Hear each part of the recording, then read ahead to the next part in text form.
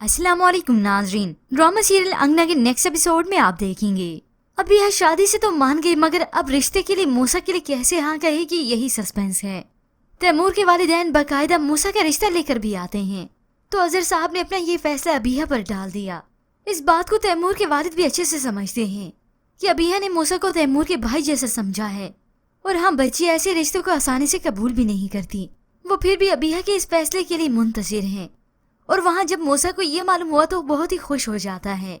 वो तो चाहता ही अबीहा को था, और अब तो ऐसा लगने लगा है कि उसके दिल में भी कोई राज ही दफन है, जो हो सकता है वो वक्त आने पर खुल जाए। शायद तैमूर से जुड़ा राज वो जानता है। जबकि दूसरी जानिब रज़ा ने अपनी बहन की शादी उसकी पसंद के मुताबिक कर दी।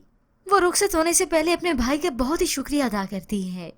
यूं ही बिलाखिर वो भी रुखसत हो गई, और यहाँ कुछ दिन बीतने के बाद अबीहा से उसका फैसला पूछा गया कि मूसा के मुतालिक वो क्या राय रखती है। तो अपने वालिदैन की खुशी में वो खुश हो जाती है और राजी भी, और बिलाखिर मूसा और अबीहा की मंगनी भी हो गई।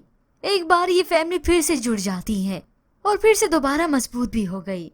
मगर वहाँ इशाल की जिंदगी में उसके कदम तो आज भी डगमगा रहे हैं, सिर्फ और सिर्फ उसकी सास की बेजा सख्तियों की वजह से, गलत फैसलों की वजह से। वो आज भी अपनी जिद पर वैसे ही कायम है, अपनी बेटी की दूसरी शादी करना चाहती हैं। इशाल कहती है, मेरी ही जिद में आकर आप अपने ही बेटी की जिंदगी मुश्किल बना रही हैं।